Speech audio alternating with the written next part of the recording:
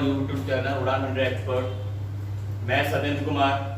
जैसे कि हम लोग जो है कि हिस्ट्री की सीरीज चल रही थी हमारी, और इतिहास में हम लोग जो है कि कई सारे पॉइंट्स क्लियर कर चुके थे। और आज जो है कि हमारा जो पॉइंट्स था दिल्ली सल्तनत, और दिल्ली सल्तनत के मैंने आपको वंशों के बारे में बताया था कि दिल्ली सल्तनत में हमारे 5 वंश हैं, और उन 5 वंशों में जो सबसे महत्वपूर्ण वंश था, या हम कहते हैं कि जिसकी शुरुआत दिल्ली सल्तनत में जो सबसे पहला वंश था वो है हमारा मामलूक वंश। मामलूक वंश, मामलूक वंश कहें या हम इसे गुलाम वंश कहें, दोनों ही एक ही है। क्योंकि मैंने आपको लास्ट वीडियो में बताया तभी कि जो मामलूक शब्द है ये हमारा जो है कि अरबी भाषा का शब्द है, और जो गुलाम वंश है यानी जो गुलाम शब्द है ये हमारा फारसी में। तो इस प्रकार से कई सारे शब्द हैं जो इसका अर्थ केवल एक ही है, और वो क्या है? दास। मैं शुरुआत में आपको बताया था कि भाई हमारे जो मोहम्मद गौरी जो था, तो मोहम्मद गौरी के साथ जो है कि हमारे अनेक प्रकार के गुलाम हुए, और उसका जो सबसे विश्वसनीय गुलाम रहा, मोहम्मद गौरी का जो सबसे विश्वसनीय गुलाम था वो था कुतुबुद्दीन ऐबक। वो गुलाम वंश की जो स्थापना की गई है, कल मैंने आपको जो कि गुलाम वंश के शासकों के बारे में भी बताया था कि भाई गुलाम वंश में हमारे 11 शासक हुए, 11 शासक हुए। और इन 11 शासकों में जो महत्वपूर्ण शासक थे, हमारे कुछ महत्वपूर्ण शासक रहे जिनके बारे में हम लोग पढ़ेंगे। चाहे वो आपका कुतुबुद्दीन ऐबक हो, इल्तुतमिश रहा हो, नासिरुद्दीन मशहूर शाह रहा हो, और गयासुद्दीन बलबन, और अंतिम शासक जो है कि हमारा शमसुद्दीन क्यूमर्स है। अब इन 11 शासकों के शासनकाल में जो सबसे पहला राजा बना वो था भाई कुतुबुद्दीन ऐबक। कुतुबुद्दीन ऐबक, कुतुबुद्दीन ऐबक जो है कि दिल्ली का सुल्तान बना 1206 से 1210 ईस्वी तक, यानी 4 वर्ष के शासनकाल तक जो है कि ये दिल्ली का सुल्तान बना रहा। 4 वर्ष के शासनकाल में ये दिल्ली का सुल्तान बना है, और इस 4 वर्ष के शासनकाल में जो है कि इसने अनेक प्रकार के कई सारे कार्य किए, और जिन कार्यों की अपेक्षा ही इसे इतिहास में जाना गया है। सबसे पहले हम बात करते हैं जो कुतुबुद्दीन ऐबक है, ये मोहम्मद गौरी का गुलाम है। और मोहम्मद गौरी का जो गुलाम है कुतुबुद्दीन ऐबक, तो इस ऐबक के बारे में हम जानकारी प्राप्त करते हैं कि भाई ऐबक जो है कि गुलाम बना कैसे, और किस प्रकार से जो है कि इसका ये दिल्ली सल्तनत में सबसे पहले वंश यानी गुलाम वंश का संस्थापक बनता है।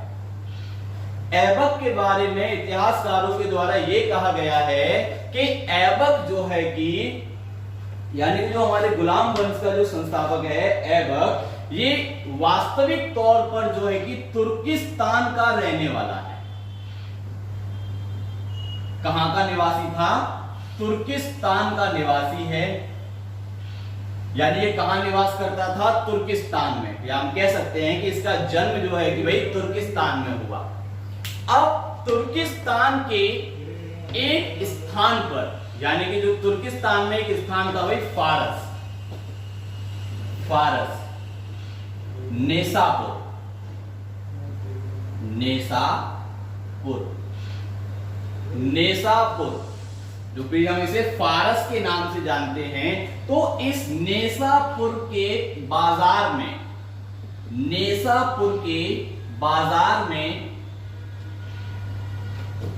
गुलामों को बेचने का कार्य किया जा रहा था, यानी कि गुलामों को बेचने का कार्य हो रहा है।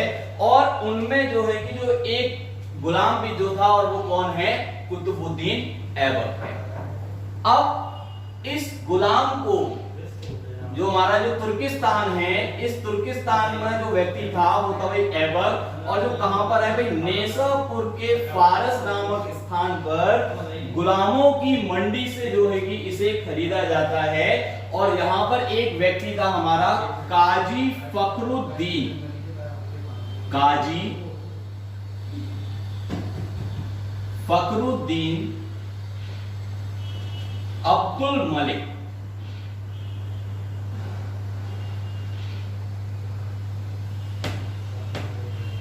काजी फखरुद्दीन अली मलिक, ये एक ही नाम है भाई, पूरा अलग अलग नहीं है, पूरा एक ही नाम है, काजी फखरुद्दीन अब्दुल मलिक। तो इस व्यक्ति ने दास के रूप में, यानी कि किसके रूप में खरीदा इसे, यानी गुलाम के रूप में किसे खरीदा, कुतुबुद्दीन ऐबक को खरीदा। कुतुबुद्दीन ऐबक को जो है कि खरीदा जा रहा है। अब काजी फखरुद्दीन अब्दुल मलिक जो था, इसने क्या किया, अब्दुल मलिक कहें या फिर हम इसे अजीब कूफी, अजीब कूफी के नाम से भी जानते हैं। यानी जो हमारा काजी फखरुद्दीन अब्दुल मलिक जो था, इसे हम फखरुद्दीन अजीब कूफी के नाम से भी जानते हैं। ये इसका वास्तविक नाम था अजीज कूफी। अजीज कूफी जो है कि इसका वास्तविक नाम है। और इसने क्या किया कि कुतुबुद्दीन ऐबक को खरीदकर, ऐबक को इसने खरीद लिया, और खरीदने के बाद जो है कि इसने क्या किया, ऐबक को घुड़सवारी, घुड़सवारी, धनुर्विद्या, धनुष चलाना, घोड़े को चलाना और कूटनीति, राजनीति, ऐसे सभी विषयों का ज्ञान कराया। यानी इन सभी के बारे में से, यानी इसको सिखाने का कार्य किया और इसने इसे सिखाया। अब कुछ समय के बाद, यानी कुछ समय बाद नेसापुर की मंडी में ही, यानी कि नेसापुर में ही इसे जो है कि अब क्या होता है कि नेसापुर में कौन पहुंचता है, मोहम्मद गौरी। नेसापुर के बाजार में कौन पहुंचा, मोहम्मद गौरी पहुंचा, और मोहम्मद गौरी ने क्या किया, इसे खरीद लिया। भाई शुरुआत सबसे पहले किसने खरीदा इसे, फखरुद्दीन अजीज कूफी ने। छोटा था बचपन के समय में, यानी इसका बाल्यकाल, यानी कि बाल्य अवस्था के दौरान इसे जो है कि किसने खरीदा, फखरुद्दीन अजीज कूफी ने। अब जैसे ही ये अपनी युवा अवस्था में पहुंचता है, तो युवा अवस्था में पहुंचने के साथ साथ अब यहां पर इस बाजार में कौन पहुंचा, मोहम्मद गौरी। और मोहम्मद गौरी ने नेसापुर के बाजार से जो है कि ऐबक को खरीद लिया। और ऐबक को खरीदने के बाद ऐबक ने भी 1205 ईस्वी को, 1205 ईस्वी को, या सॉरी 1192 ईस्वी के तराइन के युद्ध में मोहम्मद गौरी का साथ दिया। 1192 ईस्वी के तराइन के दूसरे युद्ध में मोहम्मद गौरी का साथ दिया, और जिस वजह से मोहम्मद गौरी जो है कि युद्ध में विजयी हुआ। और युद्ध के साथ साथ इसने जो है कि युद्ध में अब स्वयं युद्ध किया और मोहम्मद गौरी को युद्ध में विजित कराया, यानी जीत दिलाई कुतुबुद्दीन ऐबक ने। अब कुतुबुद्दीन ऐबक ने जब युद्ध में विजय प्राप्त कर ली, तो अब इसके बाद जो है कि मोहम्मद गौरी ने क्या किया, इसे जो है कि, यानी कि मोहम्मद गौरी ने इसे जो है कि अपना सेनापति घोषित कर दिया। क्योंकि जो 1205 ईस्वी के दौरान जो खोखरों के विरुद्ध युद्ध किया जा रहा है, यानी कि 1206 ईस्वी में जब मोहम्मद गौरी की मृत्यु होती है, तो इससे पहले एक युद्ध हुआ और वो था भाई 1205 ईस्वी खोखर युद्ध। 1205 ईस्वी खोखरों के विरुद्ध युद्ध, खोखरों के विरुद्ध। और इस युद्ध की पूरी रणनीति जो थी वो किसने बना करके तैयार की, कुतुबुद्दीन ऐबक ने। इस युद्ध की पूरी रणनीति जो है कि किसने बनाकर तैयार की? कुतुबुद्दीन ऐबक ने जो है कि इसकी पूरी रणनीति बनाकर के तैयार की। और इस युद्ध को जीतने के बाद 1206 ईस्वी में मोहम्मद गौरी की मृत्यु होती है। मोहम्मद गौरी की मृत्यु हो जाती है और जो यहाँ के जो सिपाही थे, जो सैनिक थे, उन्होंने ऐबक को जो है कि रणनीति के आधार पर अपना श्रेष्ठ अधिकारी मान लिया। यानी कि जो 1206 में जब मोहम्मद गौरी मर जाता है तो इसकी जो सेना थी और जो सैनिक थे, जो सेनापति थे, तो कुतुबुद्दीन ऐबक को अपना सर्वश्रेष्ठ अधिकारी मानते हैं और उसी के ऑर्डर को फॉलो करते हैं। कुतुबुद्दीन ऐबक के ही ऑर्डर को फॉलो करते हैं और इसी के बाद में, यानी कि जब इसकी मृत्यु हो जाती है, मोहम्मद गौरी की मृत्यु हो जाती है, तो 1208 ईस्वी को मोहम्मद गौरी का एक पुत्र था। 1208 ईस्वी में मोहम्मद गौरी का एक पुत्र था जिसका नाम गयासुद्दीन महमूद गौरी।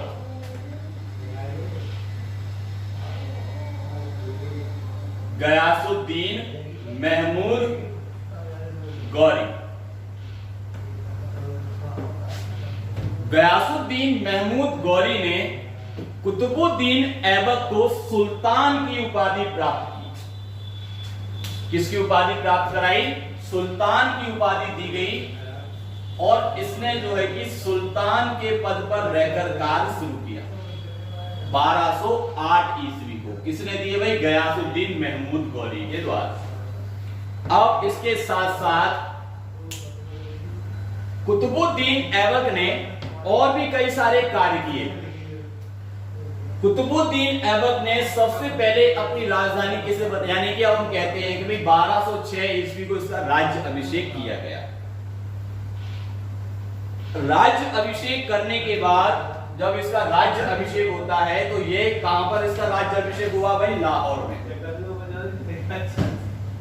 लाहौर में इसका राज्य अभिषेक हुआ और राज्य अभिषेक के बाद इसने अपनी राजधानी लाहौर को ही बनाया। लाहौर को ही अपनी राजधानी बनाया।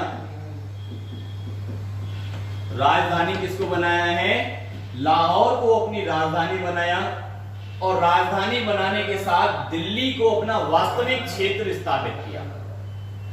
दिल्ली को वास्तविक क्षेत्र स्थापित करता है और इसने और भी कई सारे कार्य किए। जैसे कि हम बात करते हैं कि भाई कुतुबुद्दीन ऐबक के द्वारा 2.5 दिन का झोपड़ा, जिसे हम 2.5 दिन का झोपड़ा भी कहते हैं, कुतुब मीनार का कार्य शुरू करवाया। कुतुब मीनार का कार्य शुरू करवाया और इसी प्रकार से कुब्बत उल इस्लाम नामक एक मस्जिद का निर्माण कराया। तो ऐबक ने अपने शासनकाल में, यानी 4 वर्ष के शासनकाल में ऐसे कई सारे कार्य किए जिसके कारण इसे जो है कि इतिहास में सर्वश्रेष्ठ राजा घोषित किया गया। यानी सबसे सर्वश्रेष्ठ यानी सर्वश्रेष्ठ राजा की उपाधि से सम्मानित किया गया है। और इसके कर्मों के आधार पर, यानी इसके कार्यों के आधार पर दिल्ली की जनता इसे जो है कि लाख बख्श कहकर के पुकारती है। लाख बख्श कहकर के पुकारा जाता है क्योंकि इसे जो है कि ये दान देने के लिए प्रसिद्ध था। लाखों का दान करता है, इसलिए इसे हम लाख बख्श कहते हैं और इतिहास में हम इसे कुरान बख्श के नाम से भी जानते हैं। इतिहास में इसे कुरान बख्श के नाम से भी जाना जाता है क्योंकि इसने शुरुआत में, यानी कि इसने अपने बाल्य अवस्था में ही कुरान का अध्ययन किया, जिस कारण हम इसे कुरान बख्श यानी कुरान को पढ़ने वाला, कुरान को पढ़ने वाला। तो अपने संपूर्ण जीवन काल में, अपने संपन्न जीवन काल में कुतुबुद्दीन ऐबक जो है कि मात्र स्वयं को एक गुलाम के तरीके से ही अपने जीवन को व्यतीत कर रहा है। यानी वो स्वयं कभी सुल्तान घोषित, यानी कि स्वयं को उसने अपने आप को कभी सुल्तान घोषित नहीं किया है कि मैं सुल्तान हूं या मैं राजा हूं। ये यानी कि उसके अंदर ये भाव कभी उत्पन्न नहीं हुआ कि वह एक गुलाम से हट करके एक राजा बन गया है, कभी नहीं। जो मोहम्मद गौरी के शासनकाल में था सेम उसी तरीके से उसने अपने पूरे संपूर्ण शासन को चलाया। तो ये हमारे कुतुबुद्दीन ऐबक के बारे में संपूर्ण जानकारी कि किस प्रकार से उसका जन्म कहाँ हुआ, तुर्किस्तान में भाई उसका जन्म हुआ, यहाँ का निवासी था। सबसे पहले इसे जो है कि किसने खरीदा, अजीफ कूफी ने खरीदा। इसके बाद मोहम्मद गौरी ने इसे अपना गुलाम घोषित किया और जैसे ही 1205 ईस्वी में खोखरों के विरुद्ध इसने मोहम्मद गौरी के युद्ध में साथ दिया। 1192 के तराइन के दूसरे युद्ध में भी मोहम्मद गौरी का साथ दिया और 1206 में जब इसकी मृत्यु हो जाती मोहम्मद गौरी की, तो इसने जो है कि दिल्ली सल्तनत में एक नए वंश का निर्माण किया जिसे हम गुलाम वंश कहते हैं, जिसे गुलाम वंश कहा जाता है। तो ये था हमारे कुतुबुद्दीन ऐबक के बारे में, जिसने कि अपने जीवन को यानी शासन काल को 1206 से 1210 ईस्वी तक इस 4 वर्ष के शासन काल में अनेक उपलब्धियां प्राप्त की, अनेक उपलब्धियां प्राप्त की। तो ये था हमारा कुतुबुद्दीन ऐबक।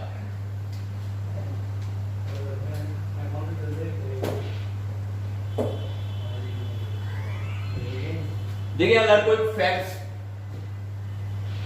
जीएस इतिहास एक ऐसा विषय है जो आपको केवल समझने से ही याद हो सकता है, और अगर मैं यहाँ आपको केवल सीधे सीधे फैक्ट लिखाता चला जाऊंगा तो वो बेकार है, क्योंकि फैक्ट तो आप किताबों से भी पढ़ सकते हो, बुक्स में बहुत सारी चीजें और कई सारी किताबें भी हैं मार्केट में आई रही हैं जो कि हिस्ट्री से रिलेटेड कई सारी बुक्स हैं। क्योंकि और मैं ये भी नहीं कहता कि आप एनसीईआरटी पढ़ लीजिए भाई आपका इतिहास कंप्लीट हो जाएगा, तो ऐसा नहीं है कि केवल एक किताब या कुछ किताबों को पढ़कर आपका सिलेबस कंप्लीट हो रहा है तो आप उन किताबों को पढ़कर ही सिलेबस को कंप्लीट करेंगे। आपको कई सारी मेहनत करनी पड़ेगी और इतिहास बहुत बड़ा विषय है, और जिसमें कि अभी तो हम केवल भारतीय इतिहास की बात कर रहे हैं और ये हमारा केवल एक छोटा सा टॉपिक है मध्य इतिहास। अभी तो हम इसके बाद आधुनिक इतिहास को पढ़ेंगे और आधुनिक इतिहास में यूरोपियन कंपनीज के बारे में पढ़ेंगे, अंग्रेजों के बारे में पढ़ेंगे, गांधी युग को पढ़ेंगे, बहुत सारी चीजें हैं। और इसके बाद भी परीक्षाओं में अगर आप अच्छी परीक्षाएं देते हैं तो वहां पर आपसे विश्व के इतिहास से भी प्रश्न पूछा जाता है। पुनर्जागरण क्या है, अमेरिकी क्रांति क्या है, प्रथम विश्व युद्ध के क्या कारण रहे, क्या आखिर प्रथम विश्व युद्ध क्यों हुआ, दूसरा विश्व युद्ध क्यों किया गया। तो ऐसे कई सारे प्रश्न होंगे जो आपसे प्रश्न का उत्तर पूछा जाएगा। हम अपने टॉपिक पर आएंगे, ये सारी बातें तो होती रहती हैं, चलती रहेंगी।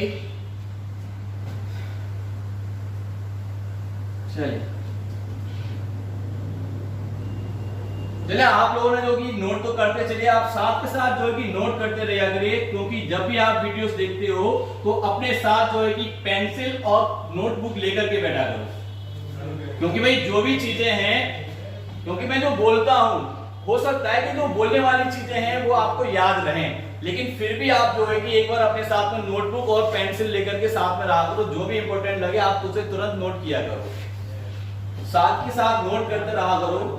वैसे मैं आपको काफी समय देता हूं कि आप स्क्रीनशॉट भी ले सकें, और मैं इतना स्पीडली भी नहीं होंगे एकदम शताब्दी एक्सप्रेस की तरह बने, तो सारे काम जो है कि हम प्रोसेस के अकॉर्डिंग और स्लोली करेंगे। तो ये है हमारा गुलाम वंश, और गुलाम वंश के हम प्रथम शासक के बारे में जानकारी प्राप्त कर चुके थे, जो कि हमारे मोहम्मद गौरी का गुलाम था कुतुबुद्दीन ऐबक। लेकिन इसमें हम जो है कि जैसे कि प्रश्न कैसे बनता है, सबसे पहला प्रश्न क्या बनेगा, अगर हम ऐबक की बात करते हैं तो भाई ऐबक का सबसे पहला प्रश्न क्या बनता है, और प्रश्न यही बनेगा, जो पहला प्रश्न है वो ये बनेगा,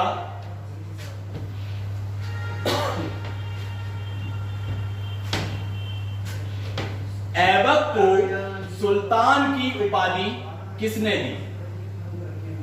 ऐबक को सुल्तान की उपाधि किसने दी। तो भाई ऐबक को सुल्तान की उपाधि किसने दी, मैंने अभी वीडियो में आपको बताया किसने दी, गयासुद्दीन महमूद गौरी। गयासुद्दीन महमूद गौरी ने जो है कि ऐबक को सुल्तान की उपाधि दी। और प्रश्न बनता है, आपने कई बार पूछा होगा कि भाई एक प्रश्न आपने नॉर्मली प्रत्येक परीक्षाओं में पूछा जाता है, गुलाम वंश का संस्थापक कौन है? गुलाम वंश का संस्थापक कौन है? और मैं ये आपके सामने, मैं इस वीडियो में आपको जो है कि 3 क्वेश्चंस दूंगा, यानी 3 क्वेश्चंस हैं और इन तीनों क्वेश्चंस का आंसर जो है कि आपको कमेंट बॉक्स में लिख करके बताना है कि इनका आंसर क्या है। पहला प्रश्न है, ऐबक का राज्य अभिषेक किस तिथि को किया गया? ऐबक का राज्य अभिषेक किस तिथि में किया गया? किस तिथि में किया? यह आपका पहला क्वेश्चन है, आंसर आपको देना है। और दूसरा क्वेश्चन जो है कि वो ये है, भारत में मोहम्मद गौरी, भारत में मोहम्मद गौरी किस वंश के पतन के बाद प्रवेश करता है? किस वंश के पतन के बाद प्रवेश करता है? यानी कहने का अर्थ यह है कि भाई भारत में जो मोहम्मद गौरी था, ये किस वंश के पतन के कारण, यानी जब ये कौन सा वंश था जो कि पतन हो चुका, समाप्त हो चुका था, उसके बाद भारत में प्रवेश किया किसने? मोहम्मद गौरी। ये हमारा दूसरा प्रश्न है। और तीसरा प्रश्न जो है कि वो ये है कि भारत में,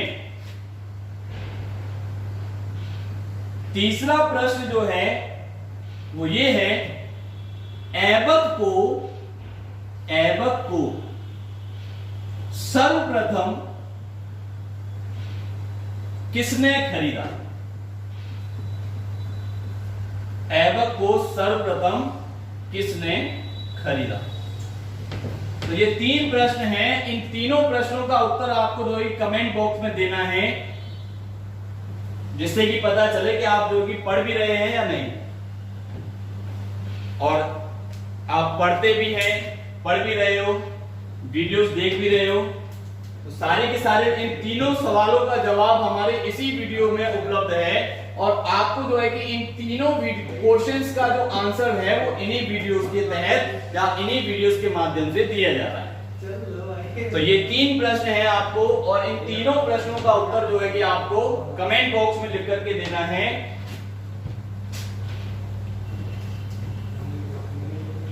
आप इन तीनों क्वेश्चंस का स्क्रीनशॉट ले सकते हो।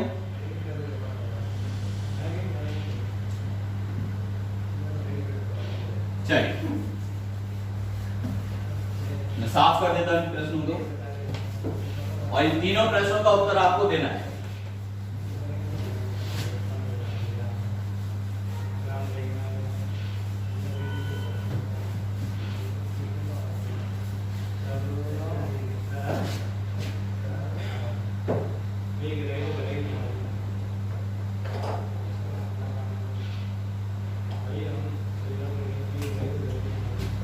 जैसे कि हम ऐबक के बारे में बात करते हैं, कुतुबुद्दीन ऐबक को अन्य नामों से भी जाना जाता है। कुतुबुद्दीन ऐबक के अन्य नाम, कुतुबुद्दीन ऐबक के अन्य नाम, सबसे पहला जो नाम है वो है कुरान बख्श। कुरान बख्श। दूसरा नाम है पीर बख्श। दूसरा नाम है पीर बख्श। और तीसरा नाम है लाख बख्श। तीसरा नाम क्या है? लाख बख्श। पहला नाम, पहला नाम जो है कि आपका कुरान बख्श, दूसरा नाम पीर बख्श और तीसरा नाम लाख बख्श के नाम से। इन तीनों का अर्थ कुरान का अध्ययन करने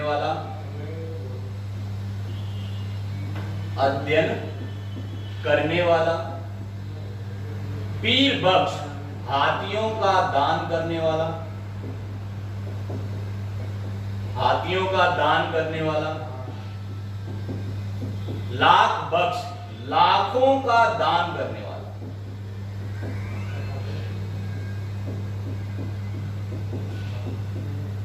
लाखों का दान करने वाला। तो ये थे हमारे कुतुबुद्दीन ऐबक के अन्य नाम, या हम इन्हें उपाधियां भी कह सकते हैं। अब इसके बाद जो नेक्स्ट पॉइंट है, और वो है हमारा ऐबक द्वारा बनाई गई इमारतें, ऐबक द्वारा निर्मित इमारतें। ऐबक द्वारा निर्मित इमारतें। तो भाई सबसे पहली इमारत कुतुब मीनार।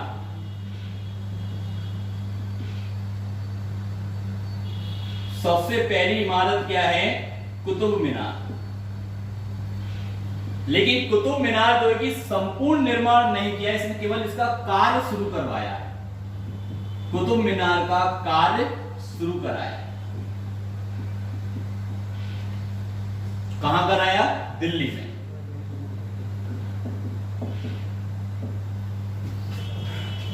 कहां कराया है भाई? दिल्ली में। आखिर कुतुब मीनार का निर्माण कार्य शुरू क्यों कराया गया? रीजन ये है, ऐबक का एक, यानी ऐबक के प्रसिद्ध गुरु हुआ करते थे। ऐबक के जो है कि एक गुरु हुआ करते थे, और जिनका नाम ख्वाजा, जिन्हें जो है कि हम लोग, यानी कि जो हमारे ऐबक था, तो ऐबक के जो है कि एक प्रसिद्ध गुरु हुआ करते थे, और जिनका नाम जो है कि ख्वाजा कुतुबुद्दीन बख्तियार काकी। ख्वाजा कुतुबुद्दीन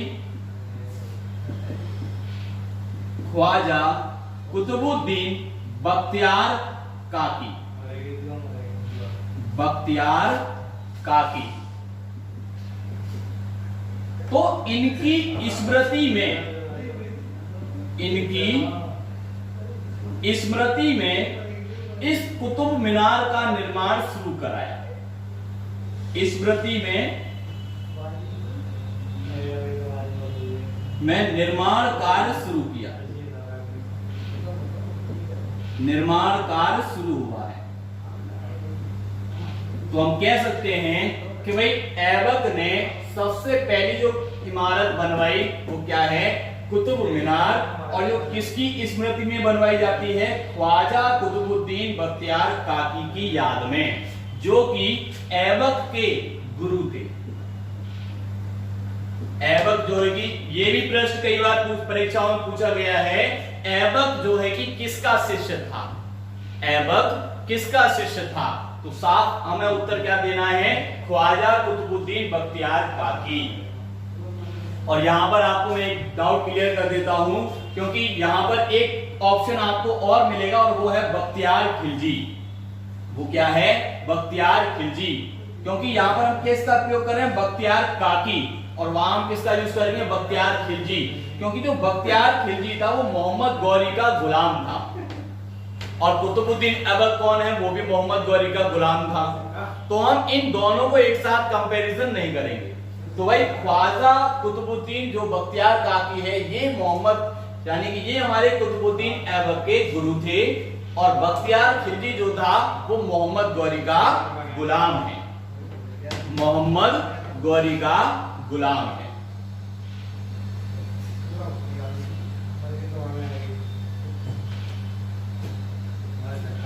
अगली इमारत जो थी वो थी कुब्बत उल इस्लाम।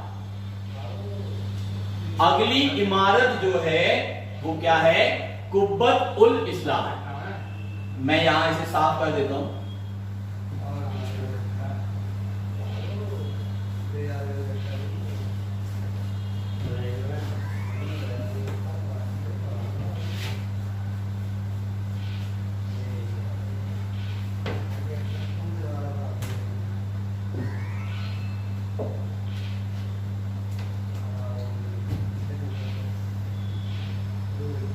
दूसरी इमारत कुव्वत उल इस्लाम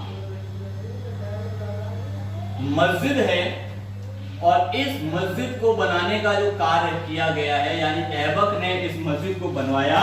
और ये कहां बनाई गई? यहां पर एक राजा थे हमारे पृथ्वीराज तृतीय। भारत में हिंदू राजा थे पृथ्वीराज तृतीय, और इनका एक महल था पिथौरगढ़। इनका एक स्थान था पिथौरगढ़। अब इस पिथौरगढ़ नामक स्थान पर ही यहां पर इन्होंने इस मस्जिद का निर्माण किया, जो कि दिल्ली की पहली मस्जिद थी, जो कि हमारे दिल्ली की पहली मस्जिद, या हम कह सकते हैं कि भाई गुलाम वंश के संस्थापकों में, या गुलाम वंश के या दिल्ली सल्तनत में जो पहली मस्जिद का निर्माण किया है वो किसने किया? कुतुबुद्दीन ऐबक ने किया। और कहां किया है? पिथौरगढ़ में। कहां किया है? पिथौरगढ़। और यहीं पर जो अगली इमारत है वो है 2.5 दिन का झोपड़ा, या हम इसे 2.5 दिन का झोपड़ा कहते हैं। और इस 2.5 दिन के झोपड़े में कुछ इतिहासकारों के द्वारा काफी मतभेद भी हैं, वो मैं भी आपको समझाऊंगा कि क्या मतभेद है।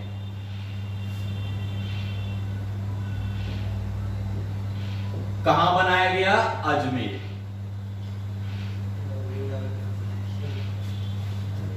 कहां बनाया गया है? अजमेर में बनाया गया है 2.5 दिन का झोपड़ा। इस स्थान पर, यानी कि हम बात करते हैं कि इस स्थान पर हिंदू राजा, यानी अजमेर के एक राजा थे विग्रहराज। भारत के यानी हिंदू राजा थे विग्रहराज विशलदेव चतुर्थ। विग्रहराज विशलदेव चतुर्थ। और यहां पर इन्होंने एक संस्कृत महाविद्यालय का निर्माण कराया है। यहां पर संस्कृत महाविद्यालय का निर्माण करवाया, और उस महाविद्यालय को हटाकर के जो है कि कुतुबुद्दीन ऐबक ने इस 2.5 दिन के झोपड़े का निर्माण कराया। यानी कि यहां पर विग्रहराज विशलदेव चतुर्थ नामक एक राजा थे, और इन्होंने इसी स्थान पर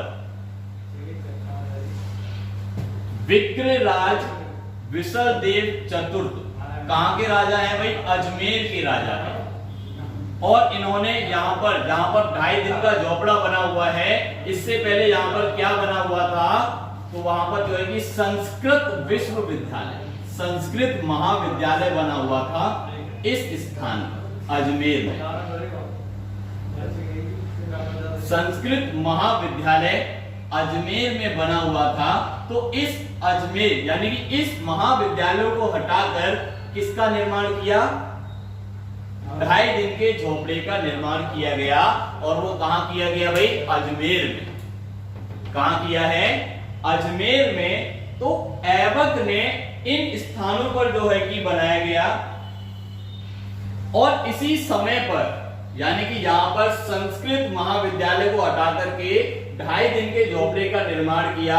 और ठीक इसी प्रकार से बिहार के अंदर, यानी कि जो भारत का पूर्वी क्षेत्र था, तो वहां पर हम प्रेजेंट टाइम में जिसे हम बिहार कहते हैं, या हम कह सकते हैं कि भारत का सबसे पहला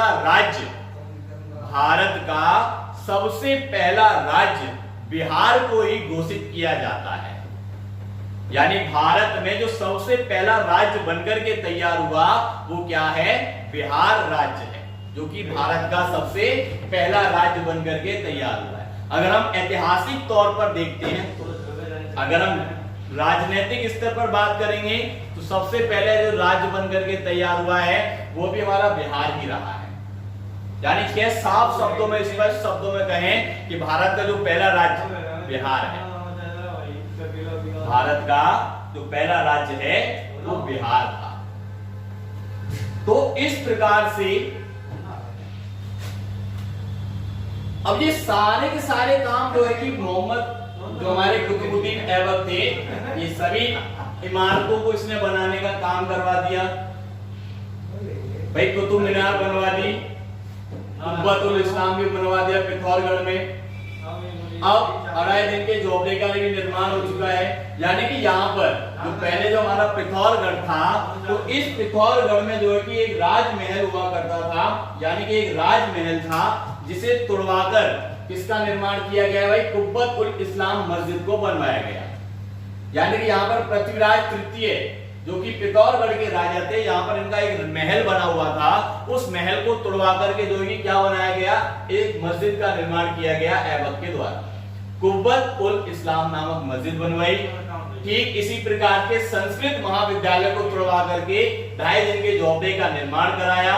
और राजा कौन था हमारा, विग्रह राज विशलदेव चतुर्थ यहाँ पर इस स्थान का शासक था। और इसे पराजित करने के बाद और फाइनली 1210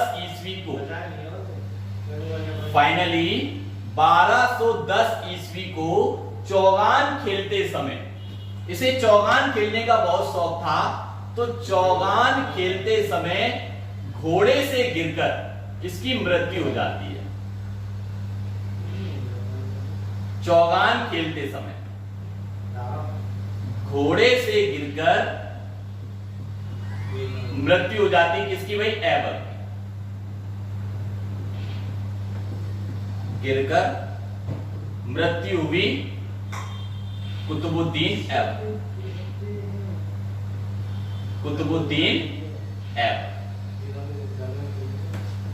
तो भाई ये था हमारा कुतुबुद्दीन ऐबक, जिसने अपने 4 वर्ष के शासनकाल में इसने ये सभी कार्य किए। 4 वर्ष के शासनकाल में इसने ये सभी कार्य किए हैं। तो ये था हमारा ऐबक। और ऐबक के बाद में जो अगला राजा बनेगा, और वो कौन था भाई, आराम शाह। अगला राजा कौन बनेगा, आराम शाह। और ये हमारे कुछ ही समय के लिए राजा बनता है, यानी कि 1210 से लेकर के 1211 ईस्वी तक, मात्र 1 वर्ष के लिए जो है कि इसे राजा बनाया जाता है। तो हमें इसे यहां से ज्यादा प्रश्न नहीं बनेगा। यानी कि कहने का अर्थ है कि आराम शाह से संबंधित अधिक प्रश्न नहीं है। अब इसके बाद जो अगला राजा है वो था भाई इल्तुतमिश, जो कि 1211 से 1236 ईस्वी तक शासन को चलाता है।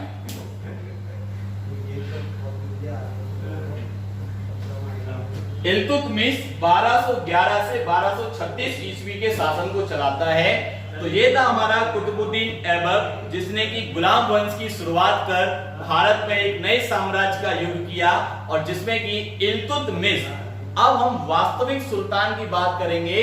इल्तुतमिश, इसे वास्तविक सुल्तान क्यों कहा जाता है, इल्तुतमिश कौन था, इसका जन्म कहां हुआ, इसके माता पिता क्या करते हैं, क्या थे, ये सारी की सारी जानकारी जो है कि हम नेक्स्ट वीडियो में अपलोड करेंगे।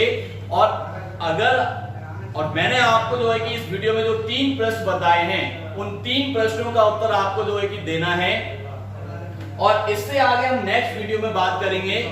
हमारा जो नेक्स्ट वीडियो रहेगा जिसमें कि हम गुलाम वंश की शुरुआत करेंगे, और इसी गुलाम वंश में हम अगला जो चैप्टर है हमारा गुलाम वंश का, वो क्या रहेगा, इल्तुतमिश। हमारा जो अगला चैप्टर रहेगा वो है इल्तुतमिश। तो इसके आगे जो हम नेक्स्ट वीडियो में बात करेंगे।